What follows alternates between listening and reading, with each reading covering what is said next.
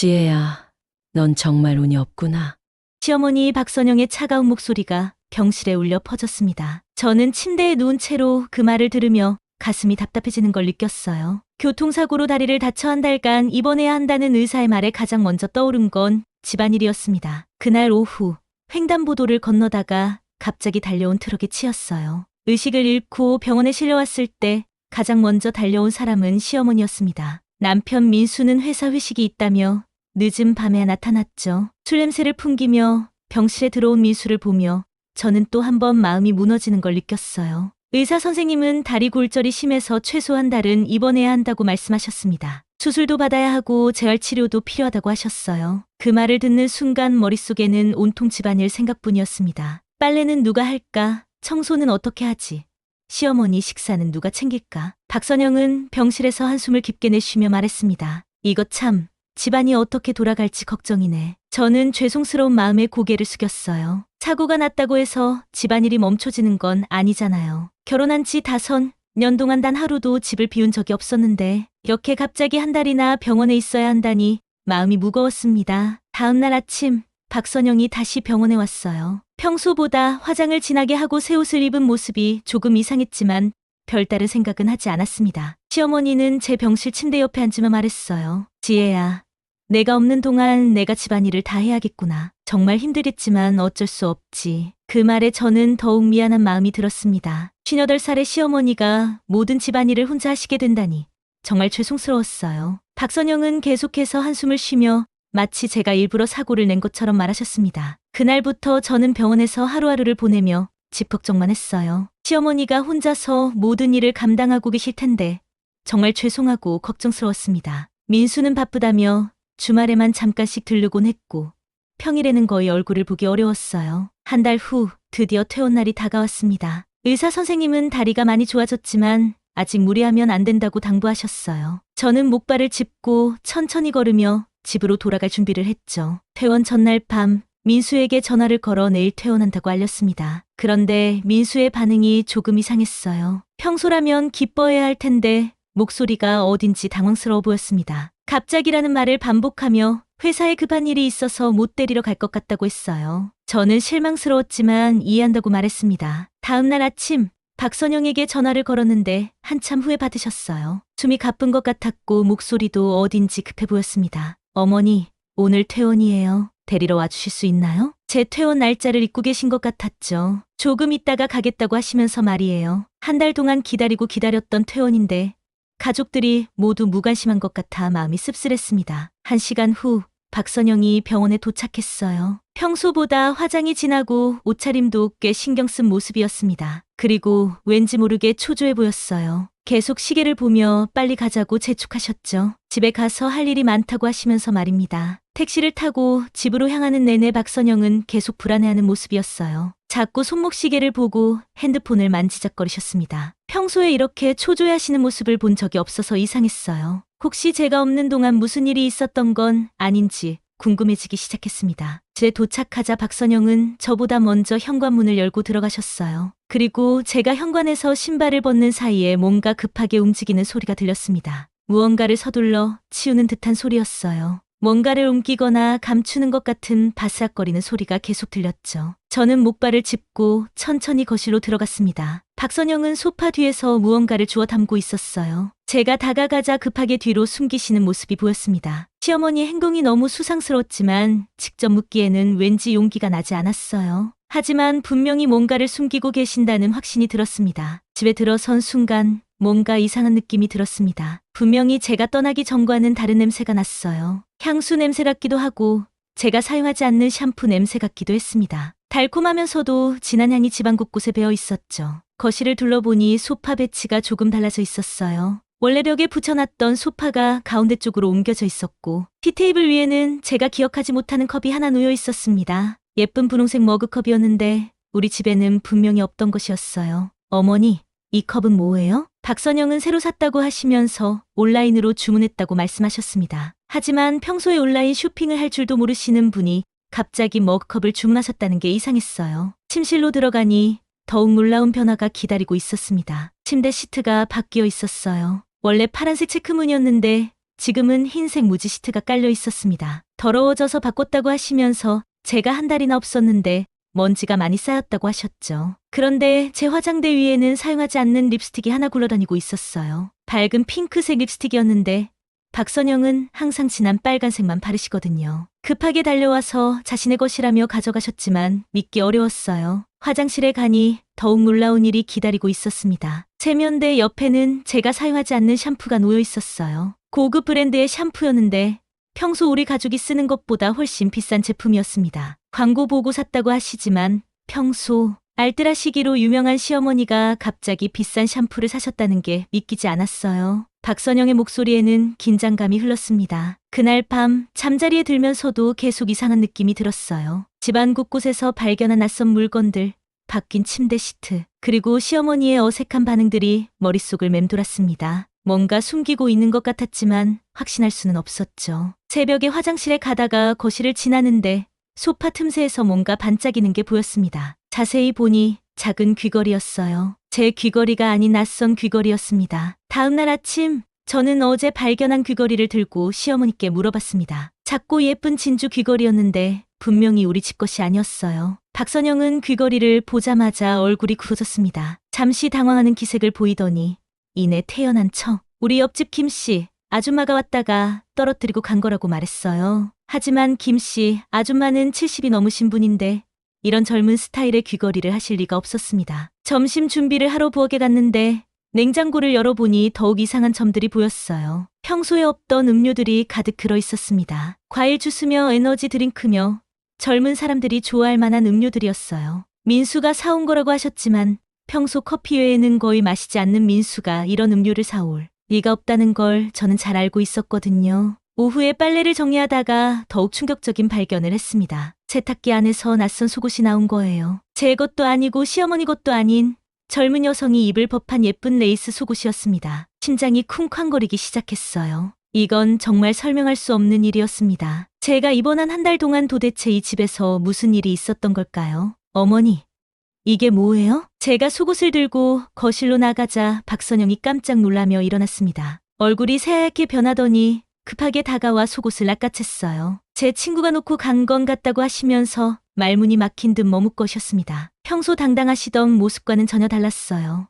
뭔가 큰 비밀을 숨기고 있다는 게 확실했습니다. 저는 더 이상 참을 수 없어서 정말로 제가 없는 동안 무슨 일이 있었던 건지 솔직히 말해달라고 했어요. 하지만 박선영은 목소리를 높이며 그냥 집안일만 했다고 잡아떼셨습니다. 평소에는 절대 소리를 지르지 않으시는 분인데 이렇게 흥분하시는 모습을 보니 정말 뭔가 숨기고 계신 게 틀림없었어요. 며칠이 지나도 의문은 풀리지 않았습니다. 오히려 시간이 갈수록 더 많은 이상한 점들이 발견됐어요. 제가 없는 동안 분명히 다른 여자가 이 집에 있었다는 확신이 들기 시작했습니다. 목요일 오후 저는 용기를 내어 옆집 김씨 할머니를 찾아갔어요. 시어머니가 말한 대로 정말 김씨 할머니가 귀걸이를 떨어뜨리고 가신 건지 확인하고 싶었습니다. 김씨 할머니는 반갑게 맞아주시면서 제 다리는 어떤지 걱정해 주셨어요. 저는 조심스럽게 귀걸이 이야기를 꺼냈는데 예상했던 대로 전혀 모르시는 것 같았습니다. 더 궁금한 마음에 제가 입원했을 때 저희 집에 자주 오셨는지 물어봤어요. 김씨 할머니는 고개를 저으시며 한 번도 안 갔다고 하셨습니다. 시어머니가 바쁘시다고 해서 가지 않았다고 하시면서 말이죠. 그렇다면 시어머니가 거짓말을 하신 게 분명했어요. 저는 더욱 직접적으로 제가 없는 동안 저희 집에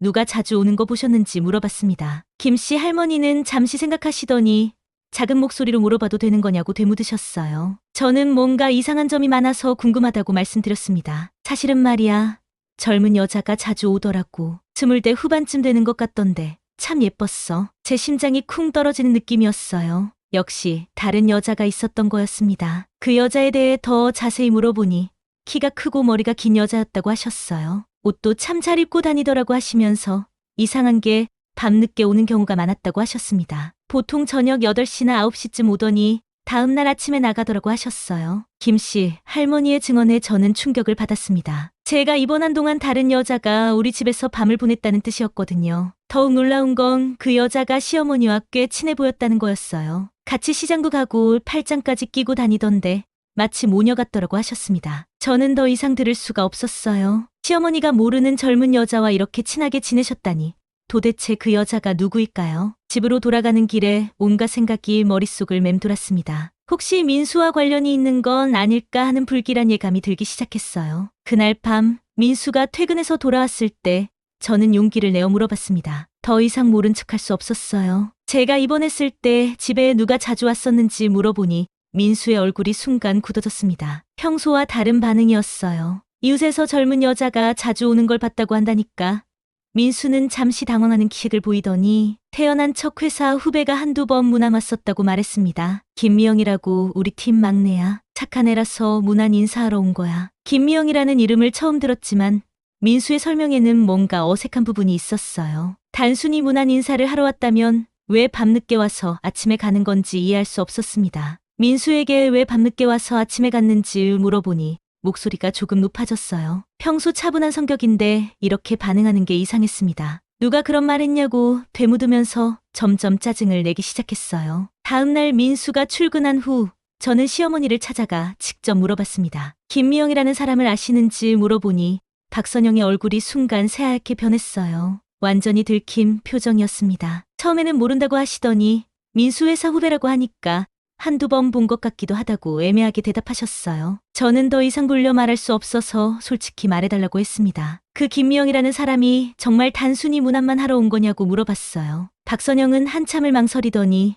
결국 입을 열었습니다. 지혜야, 너도 이제 어른이니까 이해할 거야. 남자들은 원래 그런 거야. 그 순간 저는 모든 걸 깨달았습니다. 민수가 불륜을 저지르고 있었고 시어머니는 그걸 알면서도 도와주고 있었던 거예요. 더욱 충격적인 건 박선영이 남편이 밖에서 바람 피우는 것보다 집에서 하는 게 낫다고 말씀하신 거였어요. 적어도 자신의 눈에 보이는 곳에서 하니까 괜찮다는 식으로 말씀하셨습니다. 시어머니가 아들의 불륜을 방조한 것도 모자라 적극적으로 도왔다는 뜻이었어요. 제가 병원에서 고생하고 있을 때 우리 집에서 그런 일이 벌어지고 있었다니 믿기지 않았습니다. 그날 저녁 민수가 퇴근해서 돌아왔을 때 저는 모든 걸 알고 있다고 말했습니다. 더 이상 숨길 수도 없었고 숨기고 싶지도 않았어요. 김미영이랑 언제부터 만났는지 직접적으로 물어보니 민수는 깜짝 놀라며 저를 바라봤습니다. 완전히 들킨 표정이었어요. 처음에는 무슨 말이냐고 하면서 모르는 척했지만 제가 입원했을 때 그 여자를 집에 데려와서 밤을 보냈다고 하니까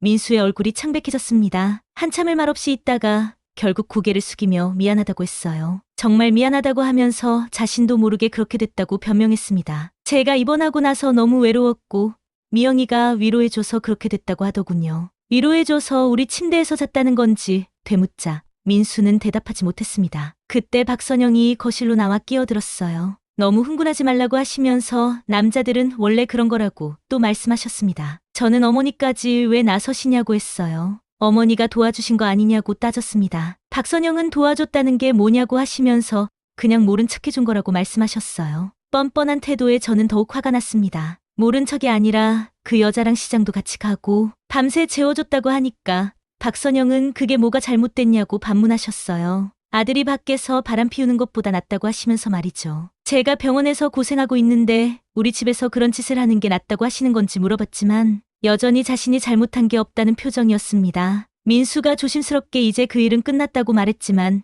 저는 들을 수가 없었어요. 언제 끝났는지 제가 퇴원한다니까 급하게 증거를 없앤 거 아니냐고 따졌습니다. 정말 끝났고 미영이도 이제 만나지 않기로 했다고 하지만 믿을 수 없었어요. 야, 이년아. 내가 뭔데 나한테 따지고 들어? 박선영이 갑자기 소리를 질렀습니다. 자신이 아들 뒷바라지하는 게 뭐가 잘못됐냐고 화를 내셨어요. 그 순간 저는 모든 걸 포기하고 싶어졌습니다. 이런 가족과 더 이상 살 수 없다는 생각이 들었어요. 그날 밤 저는 친정 언니에게 전화를 걸어 모든 상황을 이야기했습니다. 언니는 즉시 달려와 주겠다고 했어요. 다음 날 아침 언니와 형부가 함께 왔습니다. 언니는 제 손을 꼭 잡으며 이런 집에서 더 이상 살 필요 없다고 말해줬어요. 언니와 형부는 박선영과 민수에게 당당하게 말했습니다. 지혜 짐을 싸서 오늘 데려갈 거라고 하면서 이혼 서류는 변호사 통해서 보내드릴 거라고 했어요. 박선영이 발끈하며 이런 일로 이혼까지 하냐고 소리쳤지만 형부는 상식적으로 며느리가 입원해 있는데 집에서 그런 일을 하면 되겠냐고 맞받아쳤습니다. 박선영은 여전히 그게 뭐가 큰일이라고 하시면서 요즘 시대에 바람 한 번 안 피우는 남자가 어디 있냐고 말씀하셨어요. 그 말에 언니가 완전히 화를 냈습니다. 그런 말씀을 하시는 분과는 더 이상 가족이 될 수 없다고 하면서 지혜가 얼마나 착하게 살았는데 이런 대우를 받아야 하냐고 따졌어요. 민수는 계속 미안하다고 하면서 다시 시작해보자고 했지만 저는 듣고 싶지 않았습니다. 이미 마음이 돌아설 수 없을 만큼 상처받았거든요. 제가 병원에서 고생하고 있을 때 집에서 다른 여자와 시간을 보낸 남편과 그것을 도운 시어머니를 용서할 수 없었어요. 짐을 싸는 동안 박선영은 계속 중얼거리셨습니다. 요즘 며느리들이 참 예민하다고 하시면서 예전에는 이런 일로 집을 나가는 여자가 없었다고 말씀하셨어요. 하지만 저는 더 이상 들으려 하지 않았습니다. 다시는 연락하지 마세요. 언니가 제 짐을 들고 나가면서 단호하게 말했어요. 집을 나서면서 저는 뒤돌아보지 않았습니다. 5년간 살았던 집이었지만 더 이상 제가 있을 곳이 아니라는 걸 깨달았거든요. 언니 집에서 며칠을 지내면서 마음을 정리했어요. 변호사를 통해 이혼 절차를 진행했고 민수와 박선영이 여러 번 연락했지만 받지 않았습니다. 몇 달 후 이혼이 성사되었습니다. 저는 새로운 곳에서 새로운 일을 시작했어요. 처음에는 혼자 사는 게 어색했지만 시간이 지나면서 자유로움을 느끼기 시작했습니다. 누구 눈치 보지 않고 제가 하고 싶은 일을 할 수 있게 되었거든요. 지금 생각해보면 그 교통사고가 오히려 제 인생을 바꾼 전환점이었던 것 같아요. 만약 사고가 나지 않았다면 계속 모르고 살았을 테니까요. 비록 아픈 진실이었지만 알게 되어서 다행이라는 생각이 듭니다. 이제는 저만을 위한 삶을 살아가고 있어요. 여러분도 혹시 비슷한 상황에 계시다면 용기를 내시길 바라요. 때로는 고통스러운 진실을 마주하는 것이 계속 속고 사는 것보다 나을 수 있으니까요. 제 이야기가 누군가에게 도움이 되었으면 좋겠습니다. 구독과 좋아요, 그리고 따뜻한 댓글로 응원해주세요.